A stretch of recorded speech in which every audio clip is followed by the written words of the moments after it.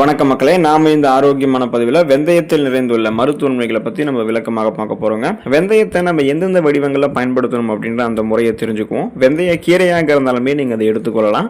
அதில் இரும்பு சத்தும் நார் சத்தும் அதிகம். வாரத்தில் இருமுறை கடைந்தோ அல்லது பொரியல் செஞ்சோ நீங்கள் வெந்தய கீரை எடுத்துக்கலாம். வெந்தய களியை வெந்தய கஞ்சியாக கூட நீங்கள் எடுத்துக்கலாம். உளுந்து, பச்சரிசி மற்றும் வெந்தயம் சேர்ந்து செய்யப்படக்கூடிய அந்த கஞ்சி உடலுக்கு அசாத்திய வலிமையும் குளிர்ச்சியும் கொடுக்கும். முளை கட்டிய வெந்தயத்தை கூட நம்ம எடுத்துக்கொள்ளலாங்க. அதில் விட்டமின் சி இருக்கிறதால உயிர் சத்துக்களை கொடுத்து நமக்கு பல்வேறு விதமான மருத்துவன்மைகளை கொடுக்கும். ஸோ வெந்தயத்தை நம்ம குழம்புகளை வச்சு எடுத்துக்கொள்ளலாம், பொடியாகவும் எப்படி வேணாலும் எடுத்துக்கலாம். இந்த மாதிரி எடுத்துக்கொள்ளும் போது வெந்தயத்தில் இருக்கக்கூடிய ஊட்டச்சத்துக்கள் மூலமாக நமக்கு கிடைக்கக்கூடிய மருத்துவன்மைகளை நம்ம விளக்கமாக பார்ப்போம். அதை பற்றி பார்க்கறதுக்கு முன்னாடி இந்த வீடியோக்கு மட்டும் ஒரு லைக் கொடுத்துட்டு இந்த தகவலை உங்களுக்கு தெரிஞ்சவங்களுக்கும் ஷேர் பண்ணிடுங்க. ஏன்னா அது அவங்களுக்கும் பயனுள்ளதாக இருக்கக்கூடிய ஒரு ஆரோக்கியமான பதிவு தாங்க. இது போன்ற அப்டேட்ஸ்கள் நீங்கள் தொடர்ந்து பார்க்கறதுக்கு நம்மளுடைய ஹெல்த் நியூஸ் தமிழ் சேனலை மறக்காம சப்ஸ்கிரைப் பண்ணி வச்சுக்கோங்க. பக்கத்தில் இருக்கக்கூடிய பெல் பட்டனையும் கிளிக் பண்ணி ஆல் அப்படின்ற ஆப்ஷனையும் செட் பண்ணி வச்சுக்கிட்டீங்க அப்படின்னா நாங்கள் போடக்கூடிய எல்லா அப்டேட்ஸும் உங்களுக்கு நோட்டிஃபிகேஷன் அடிக்கடி சேரும். சரிவாங்க மக்களே, இப்போ வீடியோக்குள்ளே போயிடலாம். சர்க்கரை நோயை கட்டுப்படுத்தக்கூடிய தன்மை கொண்டதுங்க வெந்தயம். ஸோ டயபெட்டிஸ் மேனேஜ்மெண்ட் பண்ணலாம். வெந்தயம் நீரிழிவு நோயாளிகளுக்கு ஒரு சிறந்த மருந்துங்க. ஸோ வெந்தயத்தில் இருக்கக்கூடிய கரையக்கூடிய நார் சத்து, அந்த சால்யூபிள் ஃபைபர் ரத்தத்தில் இருக்கக்கூடிய சர்க்கரையை உறிஞ்சப்படக்கூடிய வேகத்தை குறைக்குது. ஸோ இது இன்சுலின் சுரப்பை அதிகரிக்கிறதுக்கும் உடலினுடைய இன்சுலின் உணர்திறனை, அந்த இன்சுலின் சென்சிட்டிவிட்டியை மேம்படுத்துறதுக்கும் ஹெல்ப் பண்ணுது. வெறும் வயிற்றில் வெந்தய நீர் குடித்து வருவதன் மூலமாக கொழுப்பு மற்றும் சர்க்கரையினுடைய அளவு நமக்கு சீராக இருக்கும். ஸோ ஹை பிளட் சுகர் நமக்கு இல்லாமல் அந்த பிளட் சுகர் லெவல் கண்ட்ரோல் பண்ணிக்கலாம். நாளடைவில் அந்த சுகர் ப்ராப்ளத்தை விடுபட்டலாம். ஃபியூச்சரில் சுகர் ப்ராப்ளம் வரக்கூடாது அப்படின்னு நினைச்சாலுமே இப்போ இருந்தே வெந்தயத்தை நம்ம எடுத்துக்கொள்ளலாங்க. செரிமான கோளாறுகளை குணப்படுத்தக்கூடியதுங்க வெந்தயம். ஸோ டைஜஸ்டிவ் ஹெல்த் நமக்கு ப்ராப்பராக நமக்கு இருக்கும். இப்போ வயிறு சம்மந்தப்பட்ட பிரச்சனைகளுக்கு வெந்தயம் உடனடி நிவாரணம் கொடுக்குங்க. வெந்தயத்தில் இருக்கக்கூடிய வழுவழுப்பு தன்மை இருக்குங்க இல்லையா, அந்த மீசிலேஜ் அது பார்த்தீங்கன்னா உங்களுக்கு இரைப்பை மற்றும் குடலினுடைய உட்புற சுவர்களில் ஒரு பாதுகாப்பு படலத்தை உருவாக்கும். இதனால் அசிடிட்டி சொல்லக்கூடிய அந்த ஆசிட் ரீஃப்ளக்ஸ் மற்றும் நெஞ்செரிச்சல் எல்லாம் உங்களுக்கு குணமாகும். ஸோ வெந்தயத்தில் இருக்கக்கூடிய அதிகப்படியான நார் சத்து மலச்சிக்கலை தீர்த்து குடல் இயக்கத்தை சீராக்குது. இதனால் நம்ம சாப்பிடக்கூடிய உணவு மூலக்கூறுகளை உடைத்து செரிக்க வைத்து செரிமானமான உணவுகளிலிருந்து ஊட்டச்சத்துக்களை உறிஞ்சி மீதம் இருக்கக்கூடிய கழிவுகளை குடல்களிலிருந்து வெளியேற்றிவிடும். குடல், வயிறு ரெண்டுத்தினுடைய ஆரோக்கியத்தையுமே மேம்படுத்தி ஒட்டுமொத்த செரிமான மண்டலத்தையுமே வெந்தயம் நமக்கு மேம்படுத்தும். அதுக்கான காரணம் என்னவென்னா வெந்தயத்தில் வளமான அளவில் ஃபைபர் என்று சொல்லக்கூடிய நார் சத்து இருந்திருக்கு. அதனால தான் அதுக்கான காரணமாக இருக்கு. ஏன்னா நம்ம நார் சத்து குறைவாக இருக்கக்கூடிய உணவுகள் எடுத்துக்கொள்ளும் போது தான் செரிமானம் தொடர்பான பிரச்சனை, மலச்சிக்கல்லாம் வரும் அப்படின்றத முதல்ல நீங்கள் ஞாபகம் வச்சுக்கோங்க.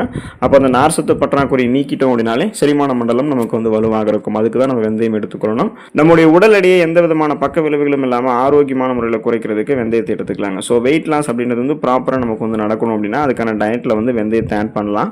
நம்மளுடைய உடல் எடையை குறைக்க நினைக்கிறோம் அப்படின்னா வெந்தயம் நமக்கு பெரிதும் உதவிகரமாக இருக்கும். அதுக்கான காரணம் என்ன அப்படின்னா வெந்தயத்தில் இருக்கக்கூடிய கேலக்டோமைன் அப்படின்ற அந்த கூட்டு சர்க்கரை வயிற்றில் எளிதில் நிறைவான ஒரு ஃபீலை நமக்கு உண்டு பண்ணும்.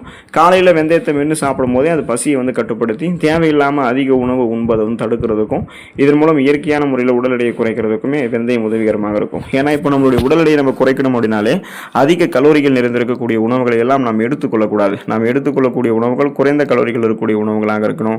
அந்த உணவுகள் நமக்கு ஊட்டச்சத்து அளித்து பசியை கட்டுப்படுத்தி வெயிட் லாஸ் பண்ணக்கூடியதாக இருக்கணும். ஸோ அந்தபடி பார்த்தீங்கன்னா வெந்தயம் நீங்கள் எடுத்துக்கொள்ளும் போது அது உங்களுடைய பசியை கட்டுப்படுத்திடும். ஏற்கனவே உங்களுடைய உடலில் தேங்கி இருக்கக்கூடிய அதிகப்படியான கொழுப்புகளை கரைத்து உங்களுக்கு வேண்டிய ஆற்றலாக மாற்றி கொடுத்துருங்க. ஸோ கொலஸ்ட்ரால்ஸை எனர்ஜியை கன்வெர்ட் பண்ணி நீங்கள் எரிச்சிக்கலாம். வெயிட் லாஸ் ப்ராப்பராக உங்களுக்கு இருக்கும். இதயம் ஆரோக்கியமாக இருக்கிறதுக்கு, இதயத்திற்கு தீங்கு விளைவிக்கக்கூடிய கெட்ட கொழுப்பை குறைக்கிறதுக்கு எல்லாமே வெந்தயத்தை நம்ம எடுத்துக்கொள்ளலாங்க. வெந்தயம் நம்மளுடைய ரத்த நாளங்களில் படிந்திருக்கக்கூடிய எல்டிஎல் அப்படின்ற அந்த கெட்ட கொழுப்பினுடைய அளவை குறைக்கிறதுக்கு ஹெல்ப் பண்ணும். வெந்தயத்தில் இருக்கக்கூடிய பொட்டாசியம் சத்து பிபி என்று சொல்லக்கூடிய பிளட் ப்ரெஷர், ரத்த அழுத்தத்தை சீராக வைக்கிறதுக்குமே உங்களுக்கு உதவி பண்ணும். இதனால் இதய நோய்கள் வரக்கூடிய அபாயம் உங்களுக்கு கணிசமான அளவில் குறைய ஆரம்பிச்சிருங்க. ஸோ இப்போ ரத்த நாளங்களில் எந்த விதமான கொழுப்பு படிவும் இல்லாததால் போதுமான அளவுக்கு ரத்த ஓட்டம் இதயத்துக்கு செல்ல ஆரம்பிக்கும். ரத்த நாளங்களில் இறுக்கங்களும் கிடையாது. ஒருவேளை இறுக்கங்கள் இருந்தாலுமே பொட்டாசியம் சத்து வெந்தயத்திலிருந்து அதை நீக்கிறதால பிளட் ஃப்ளோவிங் எப்போதுமே ப்ராப்பராக இதயத்துக்கு கிடைக்கும் போது இதய துடிப்பு சீரான அளவில் இருக்கும். மாரடைப்பு, பக்கவாதம், இதய தமனிகளில் வீக்கம் ஏற்படுதல், இதய தசைகள் வலுவிழுந்து போகுதல் போன்ற இதயம் தொடர்பான பிரச்சனைகள் எதுவுமே உங்களுக்கு நீங்கள் வெந்தயத்தை எடுத்துக்கொள்ளும் போது ஏற்படாது. ஸோ நீங்கள் நலமாக இருக்கலாம். உங்களுடைய கூந்தல் மற்றும் சரும பராமரிப்பு சிறப்பாக இருக்கிறதுக்கு வெந்தயத்தை எடுத்துக்கொள்ளலாங்க. கூந்தல் வளர்ச்சி வந்து பார்த்தீங்கன்னா ப்ராப்பராக இருக்கும். வெந்தயத்தில் இருக்கக்கூடிய புரோட்டீன் மற்றும் லெசித்தின் இதெல்லாமே என்ன பண்ணும் அப்படின்னா நம்மளுடைய தலைமுடியினுடைய வேர்க்கால்களை வலுவாக்கி முடி உதிர்வை தடுக்கக்கூடியதாக இருக்குது மற்றும் பொடுகு தொல்லையுமே வந்து நீக்கக்கூடியதாக இருக்குது. இதன் மூலமாக இளநரை, பித்தநரை, பேன், பொடுகு தொல்லை இது எதுவுமே இருக்காது. தலைமுடியினுடைய வேர்க்கால்கள் வரைக்குமே பலமாக இருக்கிறதால அடர்த்தியாக வளரக்கூடிய கருகருவென்று வளரக்கூடிய நீண்ட நெடிய கூந்தல் அமைப்பு உங்களுக்கு ஆரோக்கியமாக கிடைக்கும். சரும நன்மைகளுக்குமே வெந்தயம் வந்து துணை புரியும். அதனால தான் வெந்தயத்தை வந்து பிரித்து சரும சார்ந்த நமக்கு வந்து இந்த ஃபேஸ் பேக்கு வந்து யூஸ் பண்ணும்போது பயன்படுத்துகிறாங்க.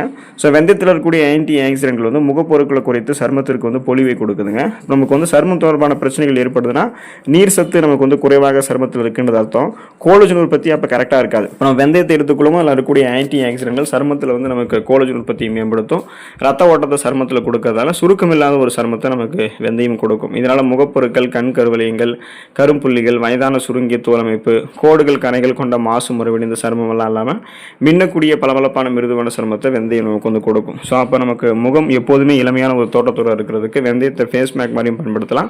உணவுகளை நம்ம எடுத்துக்கொள்ளலாம். அப்போது நம்மளுடைய உடல்நலத்தை காட்டிலும் சரும நலத்திற்கும் கூந்தலுடைய ஆரோக்கியத்திற்குமே வெந்தயம் வந்து உதவிகரமாக இருக்குது அப்படின்றது தெரிஞ்சுக்கோங்க.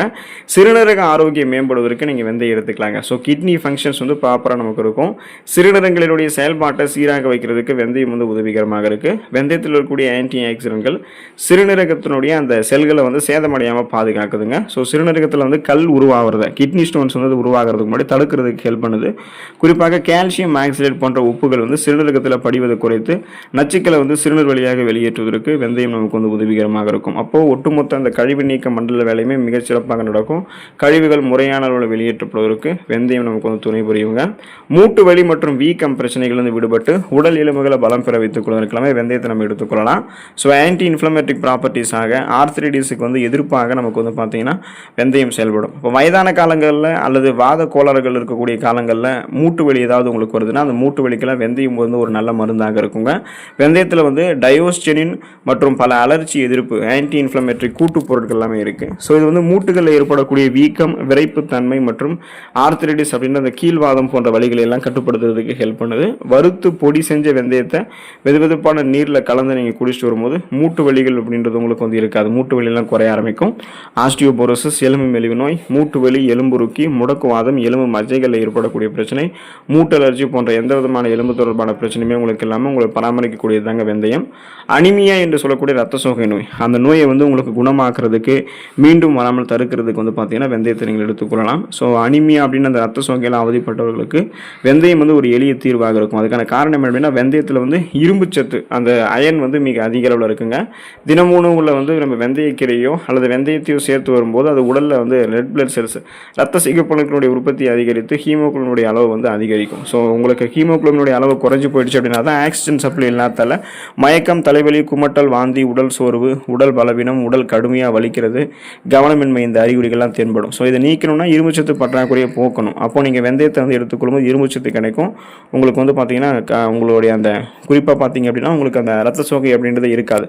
ரத்தத்தில் வந்து ரத்த சிகப்பணுக்கள் அதிகரிக்கப்பட்டு சுறுசுறுப்பாக நீங்கள் இயங்க ஆரம்பிச்சிருவீங்க. ஹீமோகுளோபினும் போதுமான அளவுக்கு உங்களுக்கு ஆக்சிஜன் சப்ளை வந்து செய்ய ஆரம்பிச்சிடும். ஸோ தொடர்ந்து நீங்கள் வெந்தயத்தை வந்து வெந்தயக்கீரையாகவோ, வெந்தயக்களி, வெந்தய கஞ்சியாகவோ, முளைக்கட்டி வெந்தமாகவோ எப்படி வேணாலும் நீங்கள் எடுத்துக்கொள்ளலாம். அதில் கூடிய அத்தியாவசியமான ஊட்டச்சத்துக்களை பெற்று மருத்துவமைகளை பெற்று நலமோடு இருங்க. அடுத்த ஆரோக்கியமான பதிவில் மறக்காமல் சந்திப்போம். நன்றி மக்களே.